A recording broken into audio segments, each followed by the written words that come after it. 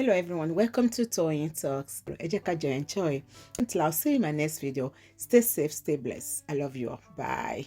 Bàbá tó dúró déédéé. On Monday. Ó yẹ kẹ́ command ni Ailowo pa Loruko that time. Just because you are not a millionaire, you don't have money, doesn't mean that you shouldn't know your rights. Whatever. Wọ́n ti mú jà àwọn jà. Orí tó wù kì í ṣorí Tuesday. Orí ìgbà tán ti mọ̀ wípé rúgúdù ti dé ni. How much can they promise you? Now, you all don't know the value of that poor guy. What are we going to do? Before they piled him. What they will do, they now began to do everything. Ẹjọ́, aṣọ àti kòkò tó tẹ́lẹ̀, it is not ordinary pot o. There are things inside ara Mohbad náà lọ́dẹ̀ tí mu. Ẹ kọ́kọ́ ṣe yẹn lé ní. Ẹ lọ bèrè lọ́wọ́ àwọn àgbàlẹ̀ ní wọ́n ṣàlàyé ẹ̀ fún yín. Saturday, Sunday is only day tí wọ́n fi pinlẹ̀ Mohbad torí ìkòkò fi wà, aṣọ fi wà, ara Mohbad náà ti mú. To tell us that his son died on the 11th. Wọ́n sì ní dààmú aláàfáà gbọ́dọ̀ wà bẹ́ẹ̀. All this while. So they just needed to do a cover up ní gbogbo èmi làwọn nurse.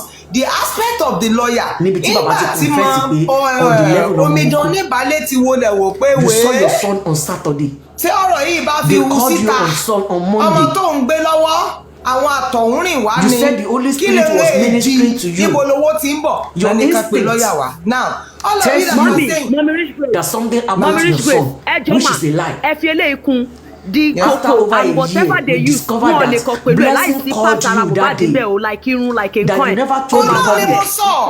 God 50 guilty of this matter. Wunmi is not innocent. So you were just pointing, just directing us towards Wunmi for over a year before we get to know the blessing called you on that night when Mohbad died. What did Blessing tell you? What was the communication between you and Blessing on that day? But at the end of the day again, Baba never came out to tell us the conversation between himself and the Blessing. But now you see how God works in a miraculous way. After 18 months, another secret from the family of Mohbad came out. The Blessing was there on that day they buried Mohbad. She was part of the people that threw something inside that grave. And Baba came out to debunk. Baba said Tenny Omologo manipulated Blessing's picture. But when Baba realized that Tenny Omologo did not stop, Baba has no choice. He went to go and tell QH Radio, confess to QH Radio, because truly it was Blessing. All of them are deceiving the public all this while.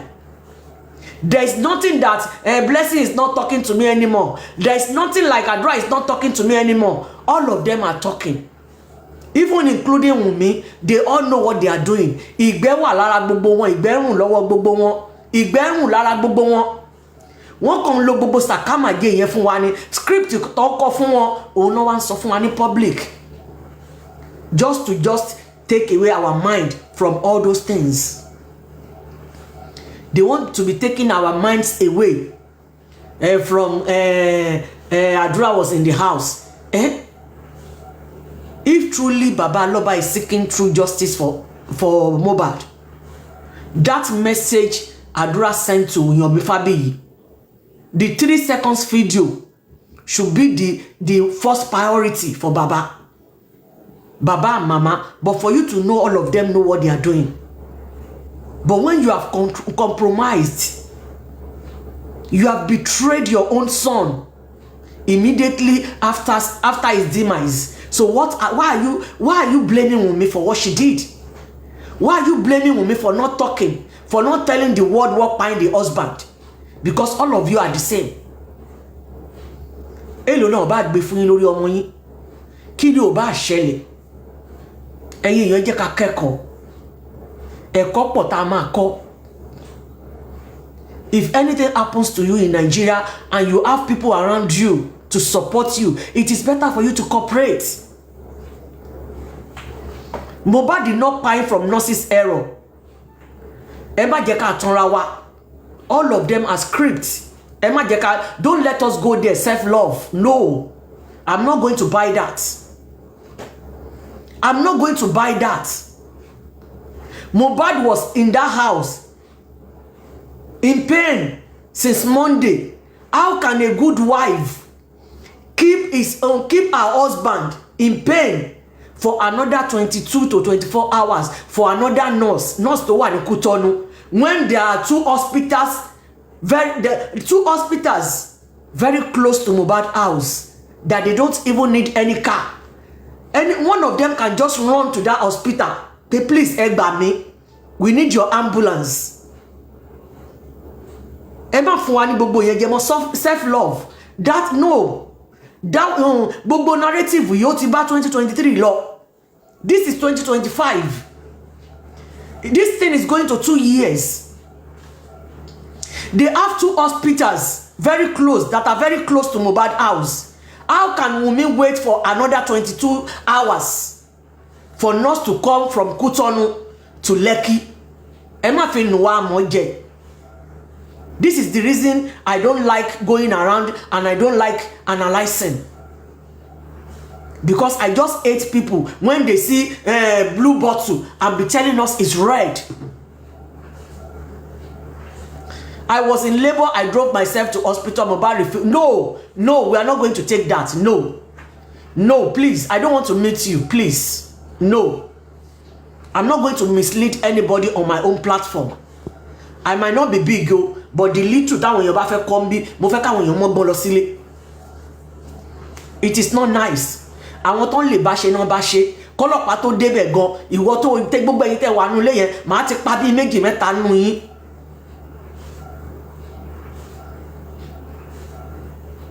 How can I leave my son on Saturday and you are calling me on Monday? Let all of them come and tell us the pure truth. Yes. It is obvious now that Mohbad died on Monday. Babati accepted that Mohbad died on Monday. Now the narrative they are giving us now is they said one the sponge and the boxers that Mohbad was wearing and the sponge they used to bathe him that day was what Blessing went to go and throw inside the grave.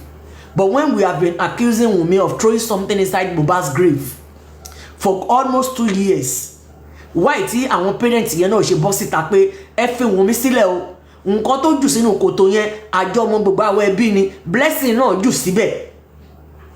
But Baba always complained about what Wunmi threw inside that grave. Thank you, Stainless. Why? Èyàn kan náà ló bí Wunmi now. We are not saying Wunmi is innocent. Wunmi is 150 guilty as all of you. But Mr. Joseph Aloba, there is no way you can hide. You can't cover your own children. All of you will go down for this. You can tell me to stop. You don't need to take me to any court. Just come and pay. Come and pay me for what I have done. Pay for my time, the money I have lost for almost 2 years. I will calculate everything for you. If you can pay it, pay me, then I will stop. We started this and we're going to see the end. Emi Okishala Sheti. Not only Wunmi, no. I am not saying Wunmi is not guilty. But Wunmi is as guilty as Mr. Joseph Aloba. She's as guilty as Adura Aloba. She's as guilty as Blessing Aloba. She's as guilty as Darosha himself. She's as guilty as Abosede. Shame on all of us, the public. If to jẹ́ pé níbi tọ́rọ̀ yìí dé, tá bá ń sọ pé a ṣe fẹ́ máa ṣe hanky panky lórí ẹ̀. This is very straightforward. Blessing herself needs to come out. I was the one that exposed Blessing. The only thing Blessing was doing on a TikTok page for almost 2 years is just to dance and showcase our own children. She doesn't talk about anything. She doesn't post anything about justice for Mohbad on her platform. And according to what we heard, allegedly, they said Blessing was the one that collected the money they deposited for Mohbad's car. You remember Mohbad deposit for a car before his demise. They said Blessing was the one they paid the money back to, and they shared the money among themselves. I was not there, allegedly. Let us call a spade a spade. We need a conducive community. We need proper community. I want to be safe. I don't want to be looking right and left when I go to Nigeria. Why is Mr. Loba petitioning? Look at what they did to Arifa 2 days ago. Is that nice? It is uncalled for. Go and check inside Genesis. We don't have to be partial in our judgment. If you know you can't say the truth, anybody that sees truth, that is finding it difficult to say the truth in this life, you are not serving your God in truth and in spirit. If truly you are serving your God in truth and in spirit, take myself as an example. For over 12 months now, I've been standing on my truth. And my own truth is setting me free now. Because nobody can take my truth away from me. Because I know I serve a living God. How can you be intimidating people just because you want to shut them up? I was their #1 victim. If you are moving towards the truth, tilting towards the truth, and they will know, they will come for you because they want to shut you up.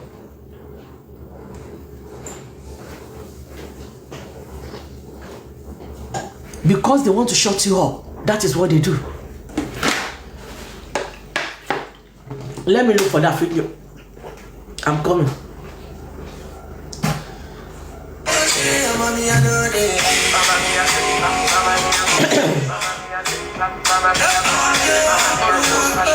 The black bag. Ó ní Blessing ṣàlàyé.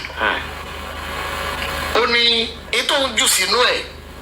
Òun ni pé lọ́jọ́ tí Mohbad kú, tí wọ́n wẹ̀, kọ̀ìnkọ̀ìn tí wọ́n fi wẹ̀, bọ́ksà kọ̀ìnkọ̀ìn tí wọ́n fi wẹ̀, bọ́ksà tó wọ̀ àtàṣọ tó wọ̀ lọ́jọ́ yẹn. Wọ́n ní Blessing sọ pé òun gbọ́ pé tí ó bá wà nílẹ̀, àwọn alágbára míì tó lè ṣá kí wọ́n kó kan tó lọ lò láti fi ṣoògùn. Ẹ má fi nù wá àmọ́ jẹun. Nǹkan tí Banu yín sọ ni pé what QH radio is trying to tell us now, that the clothes, the boxers Mohbad was wearing, the kọ̀ǹkọ̀ tó fi wear Mohbad on that day, is what Blessing went to go and throw inside that grave, according to QH radio and Blessing herself. Don't forget, they told us on that day that wọ́n wẹ̀ fún Mohbad o. Wọ́n wẹ̀ fún Mohbad o.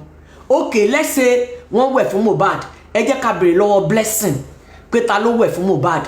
Why was she there? Nígbà tó ń wẹ̀ fábúrẹ́, for her to take the kọ̀ǹkọ̀n and the boxers. Ẹ má fi nù wá àmọ́ jẹ. Mo mọ̀ pé ẹni tó bá fẹ́ mọ̀ òtítọ́, ó máa mọ̀ òtítọ́. Ẹni tó bá fẹ́ parọ́ máa parọ́. It doesn't take me anything to be opening my platform every day to analyze. Kì í ṣe pé bóyá mi mọ̀ bí ṣe máa analyze. But nǹkan tí mo gbé dání sí ó ju ọ̀rọ̀ kíní yìí lọ. Because I've done my best when I'm free. Sorry, when I was free. Until when I'm going to be free again. Because èmi ò pẹ̀lẹ́ tó bá sọ pé torí ọ̀rọ̀ Mohbad mo fail ní college àbí ibi iṣẹ́ sack mi. I don't want that. Everything that we do in this life, we have to do it with our common sense. If you are not seeing me doing this, that means I am busy. Nítorí pé ẹrù mi fúyẹ́ lẹ́ni, torí pé assignment tí máa submit lọ́la rẹpẹtẹ, mo ti fẹ́ parí ẹ̀ lẹ ṣe rí mi bí lẹ́ni. If not, I won't have time. Was Blessing there nígbà tó ń wẹ̀ fún òkú Mohbad? because if she was not there, kí ló dé tó ronú pé wọ́n lè lo they can use the concon and the boxers. Was she there? Who gave her that impression?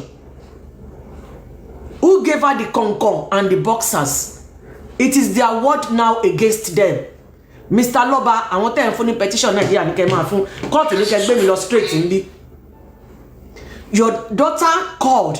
Ẹ wá tún rí gbogbo kíní tó ń ṣe fún wa níbí báyìí. They are playing politics for us. Why is Blessing sending QH radio to us? Why can't Blessing call QH radio on herself on the phone? Alaba, thank you for joining. Kí ló dé tí QH radio tí ò lè pè tí kí ló dé tí Blessing ò lè pè sórí QH radio fún rẹ̀? Good evening. Kí ló dé tó ń fún wa ní gbódìdí ṣán? Ẹ̀yin kan wá kóra yín jọ. Ẹrú ni yín. If at this time of 2025, ẹ ṣì ń kóra yín jọ, you are still calling yourself Baba Loba's team, Wunmi's team. Ẹ ń ṣe ẹ ti sọ́ra yín dẹrú ni. Ẹ̀yin gógó lọ́tà Nàìjíríà.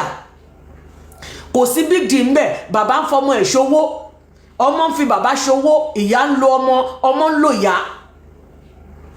Òbí ń pọmọ, ọmọ ń pa òbí, kò sí nǹkan tá àti ìrírí, kò ń ṣe ilé aláwọ̀ dúdú nìkan ló ti ń ṣẹlẹ̀, bó ṣe ń ṣẹlẹ̀ ní Nàìjíríà náà ló ń ṣẹlẹ̀ nílùú òyìnbó.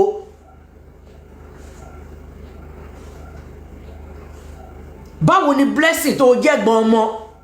Báwo ni ẹ̀gbọ́n ẹni tó kú ṣe máa jẹ́ pé òun ló máa kó kọ̀ǹkàn àti boxers tí àbúrò ẹ̀ wọ̀ tí ó wọ̀ kẹ́yìn lọ́jọ́ kó tó kú? Báwo ló jẹ́ pé òun ló lọ jù sínú ibi tí àbúrò ẹ̀ kú sí? Baba Loba, instead kẹ́ bọ́ síta, ẹ rí pé wọ́n pa yín sáyé díẹ̀díẹ̀ ni. Because ẹ bá rí justice fọmọ yín, ẹ lè falafíà ló gbogbo ìtókù nígbésí ayé yín pé kọ́. Bẹ́ẹ̀ ṣe máa fi ìpọ́njú àti wàhálà ló leléyìí because ayé ò ní padà lẹ́yìn ọ̀rọ̀ yín, wọn ò ní mẹ́nu kúrò. Tó bá tí wọ́n bá sin ọmọ yín, tí wọ́n bá gbàgbé, ìjọ́ tó bá rí yín ní party kan, wọ́n á tún bẹ̀rẹ̀ lórí ọ̀rọ̀ yín again ni. Ṣé nǹkan tẹ́ fẹ́ nìyẹn? Kò sẹ́ni tí ò kí ń kọjá àdánwò. Kò sẹ́ni tí ò ń ṣe mistake, kò sẹ́ni tó kọjá àdánwò. Gbogbo wa lọ́lọ́run ti dánwò one way or the other. Ó ní ẹlẹ́ṣẹ̀ ìjọ ronú kákòókò tó kọjá, ó ní àkókò kọjá fólè tó wà lọ́wọ́ òsì. Nobody is innocent in this life. Do you know how many mistakes that I have made in my own life? Do you know how many punishments I have faced in the hands of the Lord? But we should know when to stop. We need to repent.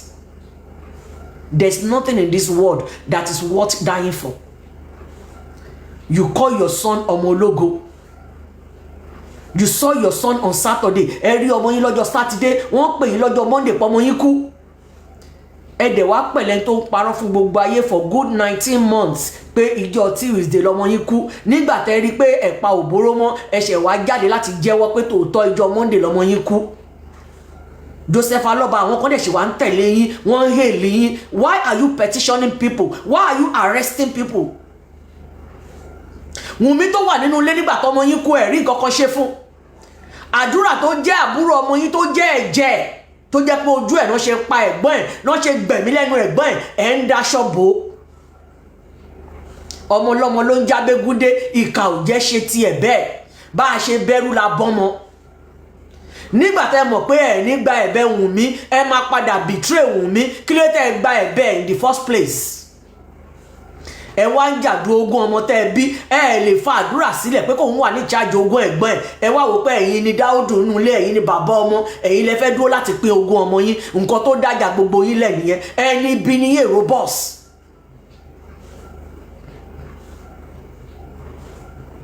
Mo ṣì ń pọ́n yín lé ni mo bá yín ṣe live video. Tèmi bá fẹ́ kí ọ̀rọ̀ mi rìn jù báyìí lọ, kí millions èèyàn wò, mo mọ bí mo ṣe lè gbé gbà. Màá sọ ayé á dẹ̀ gbọ́ ayé á rí, màá jù sí gbogbo ibi tó yẹ kí màá rànú ads lé lórí. Ẹ jẹ́ ká call a spade a spade. Ẹ jẹ́ ká bẹ̀ lọ Mr. Joseph Aloba, why are you covering àdúrà? Why are you covering blessing? What is good for the goose is good for the gander. bá a ṣe bẹ̀rù la bọ́gbọ́n. We are not saying Wunmi is innocent. Ẹ má ṣì mí gbọ́. I will keep saying it. Wunmi is 150% guilty of what happened to Mohbad.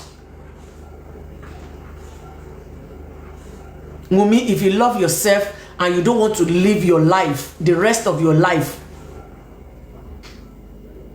with pains, it is better for you now to come out.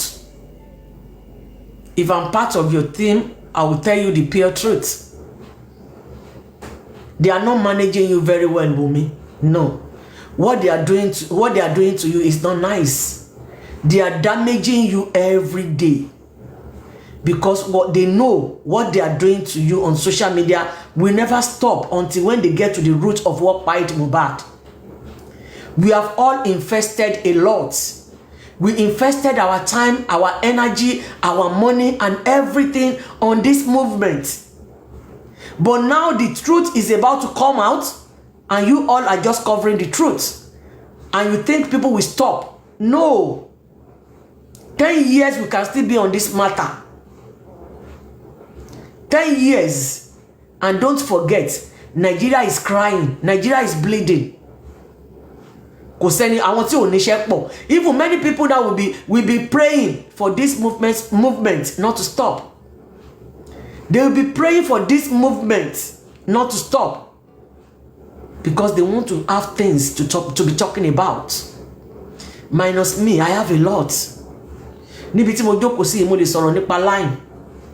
I can talk about mango. I can talk about lemon. I can talk about banana. I can talk about coconut. So I have my own content. Mo lè wá sọ fún yín tí n bá sọ nǹkan 10 àbí 20 tẹ́ máa fi lime that you can be using lime for. Before we know it, my 3 minutes is okay, and I will go and upload it on my page. Èmi ò kì í ṣe blogger tí ò ní content o. But èmi ò ń ṣe blogger tó máa bá yé èèyàn jẹ́, tó máa wá parọ́. But ọ̀rọ̀ Mohbad ká mi lára gẹ́gẹ́ bí abiyamọ. Ọ̀rọ̀ Mohbad ká mi lára gẹ́gẹ́ bí experience tèmi náà ní. A rí ngbà yẹn bí ìgbà tó yẹ pé wọ́n fẹ́ fi ọwọ́ ọlá gbá bàbá lọ́ba lójú ni gbogbo wa ṣe dìde láì mọ̀ pé bàbá yẹn gọ́gọ́gọ́gọ́ lẹ́ni bí èrò boss. Èmi ò bo ẹnu láti sọ. Ẹ wá kó àwọn èṣù jọ sẹ́yìn yín, ṣe bóun náà ni Quadri Hamzat ti sọ yìí. Let Blessing herself come out and tell the whole world what she threw inside that grave. We need to engage her. Baba, ẹ gbé ọmọ yín wá sórí live show yín. Kẹ́ wá gbé àwa tá fẹ́ béèrè tòótọ́ ọ̀rọ̀ lọ́wọ́ ọmọ yín, kẹ́ gbé wá sókè. Kì í ṣe àwọn select callers tẹ́ máa ń lò yẹn, àwọn select panelists tẹ́ bá ń ṣe yẹn. No. Gbogbo blog tẹ́ ti ní kó máa blog mi, kí ló dà fún yín? Mo ti kọ orúkọ mi sórí Facebook fún yín pé kẹ́ lọ check orúkọ mi. Ìlú òyìnbó, ìlú ọba ni mò ń gbé. Even tó bá fẹ́ mọ̀ bóyá criminal ni mi àbí mi ò ṣe criminal, Afáwọ́sá Adenike wà nínú orúkọ mi kó tó di pé sọ́ọ̀nù mi débẹ̀. Ìwọ lọ type ẹ̀ sórí Google tí n bá ní crime nínú ìlú tí mo wà, yá sọ fún yín. Mi ò sọ fún yín pé mo pé àbí mo dájú àwọn tó kù lọ. But tó bá níyàn owó èèyàn yán kọ̀ọ̀kan nílùú ibi tí mo wà yìí, mo wẹ̀ mo yán kọ̀ọ̀kan. Ọlọ́run dẹ̀ fún mi ṣe nítorí pé ó rí inú mi. Mo rántí ọmọ ẹni tí mò ń ṣe, mo rántí nǹkan tó lé mi kúrò Nàìjíríà tí mo fi dé ìlú yìí. Èmi contribute sínú ìlú yìí ni. Mi pẹ̀lẹ́ tó pa ìlú yìí lára. Ọlọ́run ò dẹ̀ ní jẹ́ kí n pẹ̀lẹ́ tó máa pa wọ́n lára tí máa fi kúrò nínú ìlú wọn àbí tí àgbà máa fi dé. Mo ṣe ń gbé bọ́dì, mo ń ṣiṣẹ́, mo wà léèwé, mo ń dọ́gbọ́n business tèmi lábẹ́ díẹ̀díẹ̀. Mo dẹ̀ ń wá sórí social media. Ilé ayé ta wà yín sìn, if you don't keep your mind and your soul busy, èyàn kò máa rí pé òun kú tú ẹni. Ẹ kàn máa wò pé Adenike ti like wàhálà jù, she's too hard working. Àwọn hard working here is what is keeping me today. Very soon I will be 52.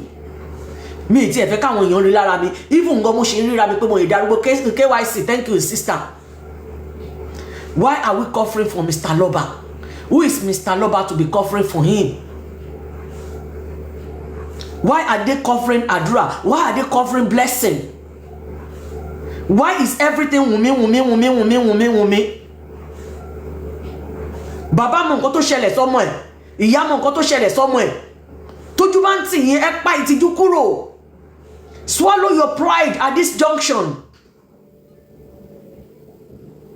Give yourself courage to come to the whole world and come and tell us the truth and just say sorry.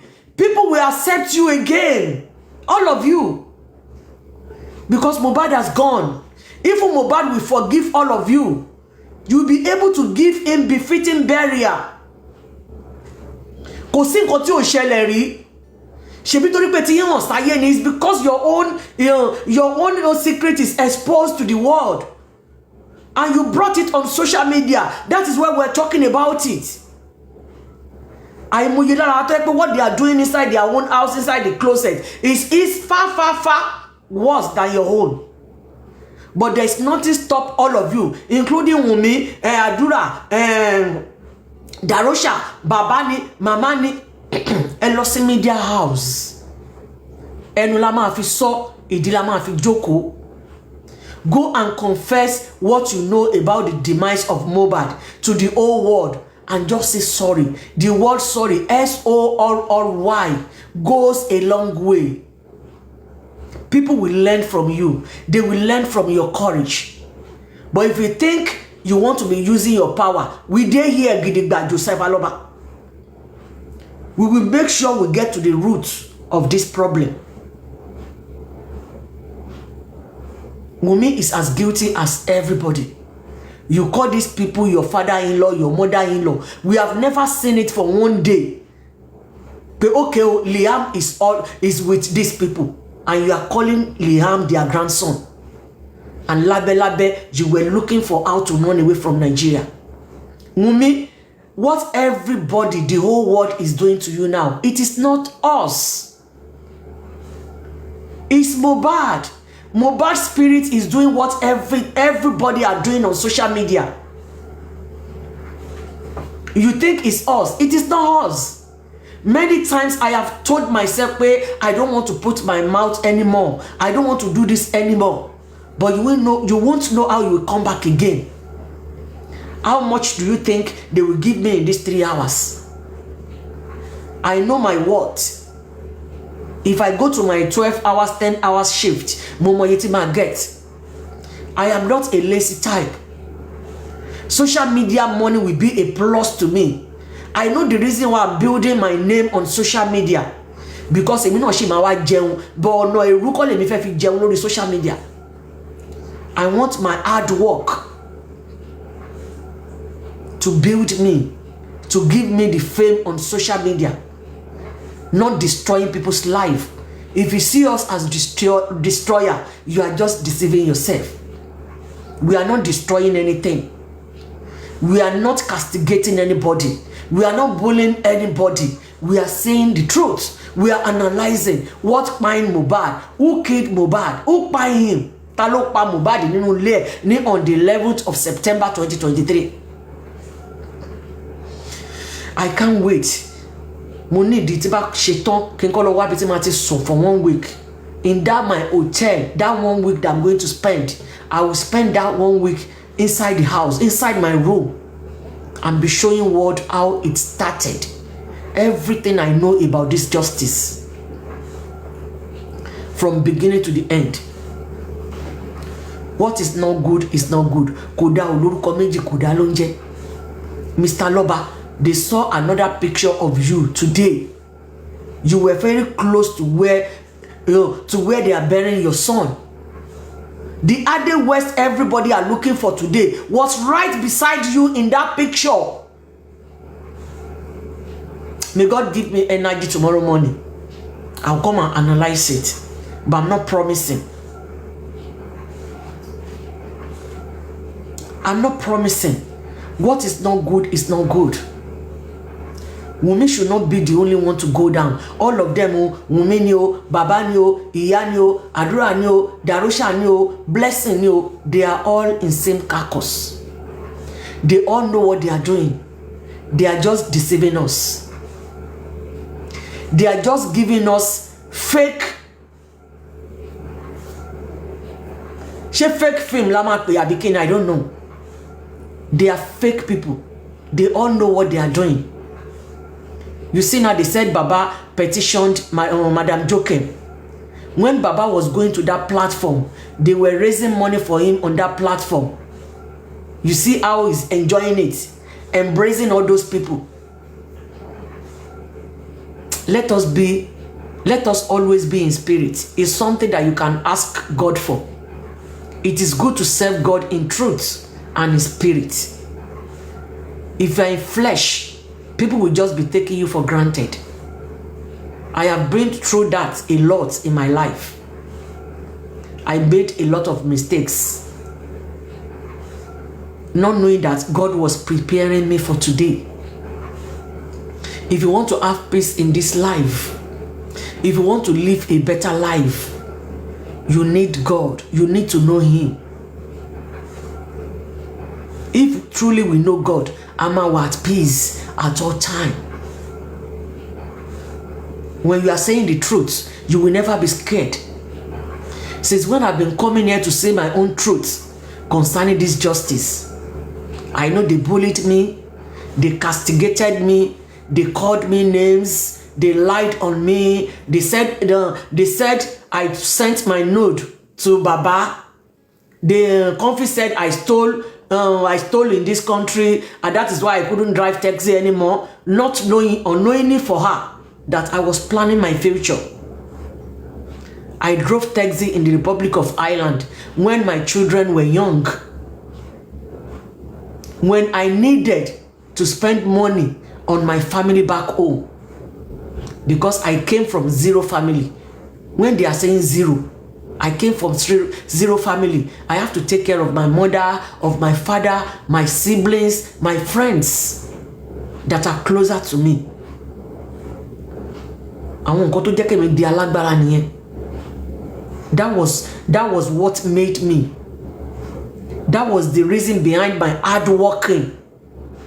Because since when I was 7, I have been thinking of how to change the name of my family.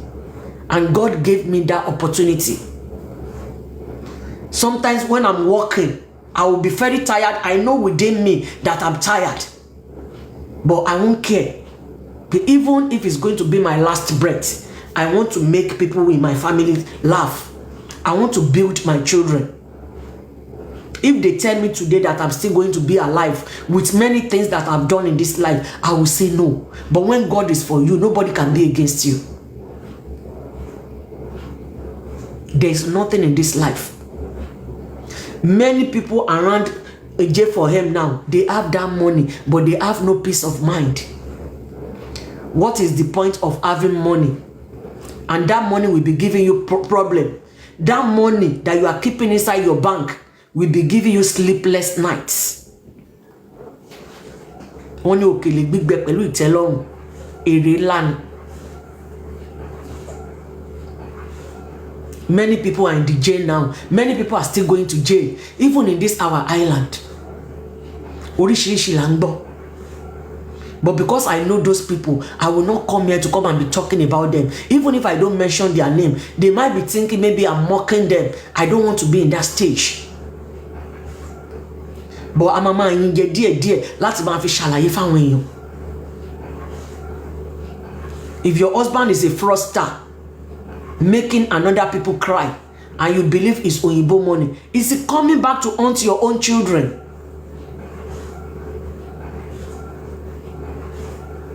Let us be reading our Bible. God said we are going to walk, W-O-R-K, till the last breath, till we go back to the grave. Even if God is telling you to be hardworking, it's because of yourself. My mom now at the age of 70, she has been complaining, I think I need to go and rent a small shop. I want to be going out and be coming back. Because I want to make my mom feel comfortable. I stopped her from working, giving her a monthly allowance. She's enjoying with my other siblings. Now she's getting tired. Why do you think Oyinbo will retire at the age of 67 and they will still go back to be doing 4 hours shift every day? Because they don't want to sit down at home. ọwọ́ tó bá dilẹ̀ lè ṣú ránṣẹ́. You don't have job, you don't have anything. You are just going to be inside the house from morning to night. What are you going to be doing? From Prapariano to Adenike, from Adenike to Comfy, from Comfy to Temi, from Temi to MFM. Is that how you are going to live the rest of your life? Everything that happened on TikTok last night is what I saw. Mo de wan bi share mi. Temi ba lo bi share man de fila sórí Bluetooth mi ma wà létí mi. I was listening, my phone was in my pocket, making money at the same time, seeing everything that is going on. And many people are like that. If you want to make yourself happy, if you want to enjoy your old age, make sure you have 2 or 3 things that you are doing now. Money will be coming from A. If A doesn't come this week, it will come from B, it will come from C. By the age of 55, have money to be flying around the world, whether you have husband or not. I'm going to form my own circle when I finish my course. My plan is before now another 3 years. May God spare my life, because what I gave my other 3 grown-ups, I have to give it to my last baby as well, and she's going to university. That is what is still holding me down. I'm still going to stay with my Sarah and for another 4 years. And that 4 years, I'm not going to sit down. I'm still planning my future. So if Nigeria is okay for me to go and sit down after Sarah's graduation, then you will know me as a full-time blogger, food blogger.